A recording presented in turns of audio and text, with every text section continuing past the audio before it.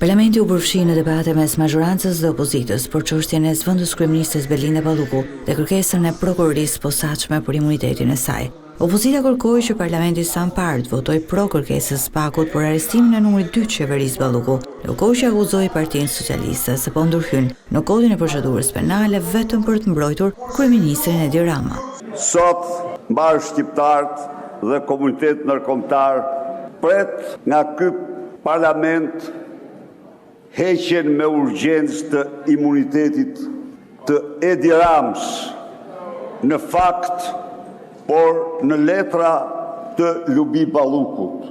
Nga ana e saj, Partia Socialiste deklaroi se Këshilli i Mandateve për këtë çështje do të mblidhet të hënën, pas sqaruar nëse Partia Socialiste do të votojë pro apo kundër kërkesës së Pakut.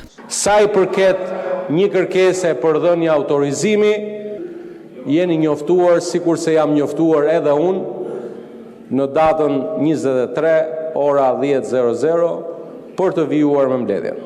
Debatet për çështjen Balluku dominuan edhe diskutimin për ligjin e ri për shërbimin e jashtëm. Ministri e jashtëm Elisa Spiropali mbrojti draftin si një ligj që ndryshon kulturën e përfaqësimit të Shqipërisë në botë. Por sipas opozitës, imazhi i Shqipërisë në botë sot e dëmton mbrojtja që majoranca po i bën numrit 2 të qeverisë Belinda Balluku, e cila është në hetim nga Spaku.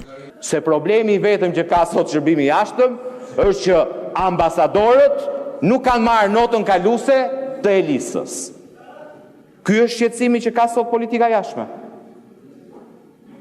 Nuk është ky shqetësimi, dhe ju, zonja ministre, e dini po aq mirë se sa unë.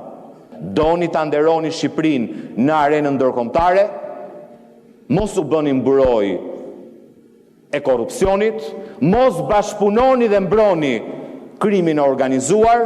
Nuk presim leksione nga një parti politike e cila burojë ndaj korrupsionit, nuk e ka mbi kokë, po e ka kryetar.